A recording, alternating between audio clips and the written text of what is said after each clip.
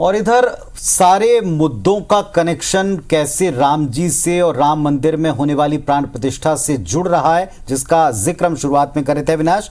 इसकी एक वानगी आज एक बार फिर दिखी जब मध्य प्रदेश हो या छत्तीसगढ़, दोनों स्टेट के मुख्यमंत्रियों ने कांग्रेस को जमकर घेरा है। बिल्कुल, और 500 सालों से संघर्ष के बाद अयोध्या में प्रभु श्री राम भगवान की प्राण प्रतिष्ठा हो रही है।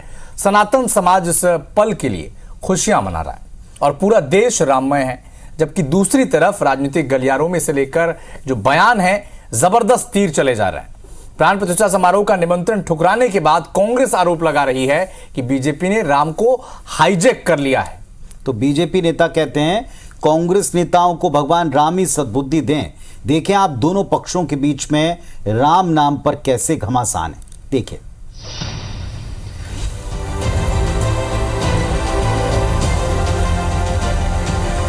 प्रेम से निमंत्रण दो तो निमंत्रण पे भी प्रश्न उठाते और निमंत्रण ठुकराने के भाव लाते हैं। ऐसा अभागा तो कोई पृथ्वी पे कौन हो सकता है। इनकी मति मारी गई है और विनाश काले विपरीत बुद्धि का जो कहावत है वो इनके ऊपर चरितार्थ हो रहा है। राहुल जी ने कहा कि जो जाना चाहे जाए। ये बताएं कि वो उस दिन कहाँ पे रहेंगे, ये मेरी चुनौती है उनसे। इस भीड़ में हम शामिल नहीं हो सकते, दर्शन भी नहीं हो पाएंगे।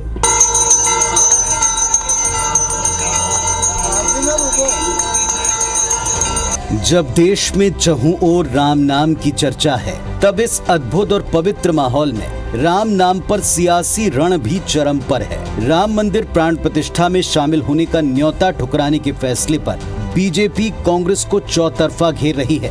राम के ननिहाल यानी छत्तीसगढ़ में मुख्यमंत्री विष्णुदेव साय ने कांग्रेस पर तीखा प्रहार किया।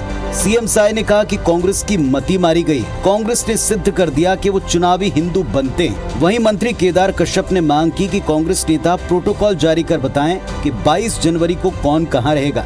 जवाब में पीसीसी चीफ ने मोर्चा संभालते हुए कहा कि बीजेपी ने भगवान राम को हाईजैक कर लिया है। बीजेपी तो इन दिनों शंकराचार्यों को भी विरोधी बताने में लगी है। उनकी मति मारी गई है। जिस तरह से कहा जाता है ना कि विनाश काले विपरीत बुद्धि, तो एक तो ये लोग कांग्रेस के लोग वोट बैंक के लिए मतलब चुनावी सनातनी भी बनते हैं।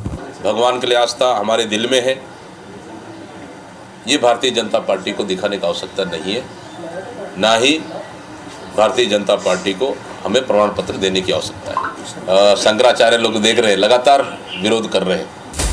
वैसे आलाकमान द्वारा प्राण प्रतिष्ठा का न्योता ठुकराने के फैसले को कई कांग्रेसी नेता भी पचा नहीं पा रहे। मध्य प्रदेश के कई नेताओं ने इसके खिलाफ पार्टी छोड़ने जैसे कदम भी उठाए। एमपी के सीएम डॉक्टर मोहन यादव ने कांग्रेस पर तंज कसते हुए कहा कि भगवान कांग्रेसियों को सद्बुद्धि दे। प्रेम से निमंत्रण देने पर भी प्रश्न उठाने और ठुकराने वालों से अभागा और कौन होगा। मंदिर बनाने वाले मंदिर बना रहे, भगवान के प्रतिष्ठा करने वाले प्रतिष्ठा करा रहे।